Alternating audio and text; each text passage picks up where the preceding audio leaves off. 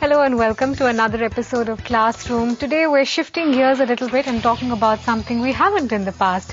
Currency, and not just currencies, but currency futures as well. Relatively new phenomenon in India, but very, very vibrant, liquid, and perhaps the largest traded market globally, which is why you need to understand what it's about and whether you as well can participate in the process. Packed house today then to talk about currency futures. Anant Narayan of Standard Chartered Bank, U. Venkatraman of MCX Stock Exchange, and Jamal Maklai as well, all joining in with their thoughts on how to go about this entire process.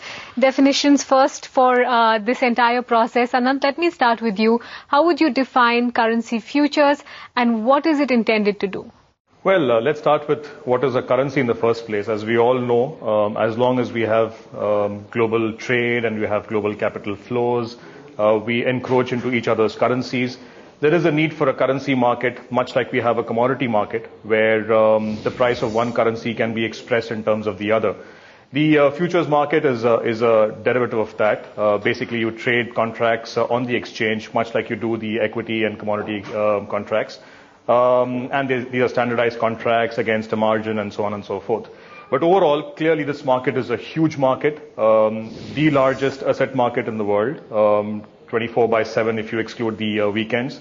If you wake up in the middle of the night, you'll see currency markets moving between New York close and Tokyo open.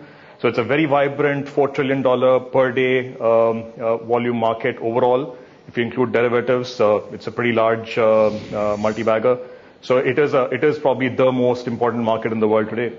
Jamal, the reason that's given often in terms of currency futures and why it's important is the arbit term hedging. How would you define why currency futures are important and why they're such an important tool universally now?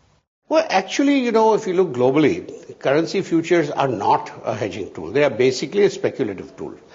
The market Anant was talking about, the $4 trillion, is actually not currency futures, the total currency market, which is the OTC market, most of it which is between banks and large corporates. And a smaller fraction of it is the currency futures, but it's still a huge amount, right? Now, while theoretically the currency futures market can be used for hedging, and globally, certainly in some countries, for example, Mexico, etc., the currency futures are used for hedging. You can judge that from the fact that the open interest is sort of when someone takes a position and carries it for, let us say, 2 days, 3 days, 1 month, 2 months, obviously they're doing that. They could be speculating, but they could also be people who are looking to lock in a price in the future. But the vast bulk of currency liquidity is intraday, meaning you buy now and you get out in 20 minutes, right? Now that's not hedging. That's trading. That's speculation. Nothing wrong with that. We're all here in, markets to make money. And I think in India, today, thus far at least, the currency futures market, which has done very, very well, it has grown to, I think it grew up to about $7 billion a day in about 3 years or 2.5 years, was almost 100% speculation, right? There's been a fallback in the volumes because of some stamp duty issues, but the market is still very liquid, but fortunately or unfortunately, it's still largely speculative. I think to make it meaningful for hedgers, RBI needs to make a few structural changes. Venkat, come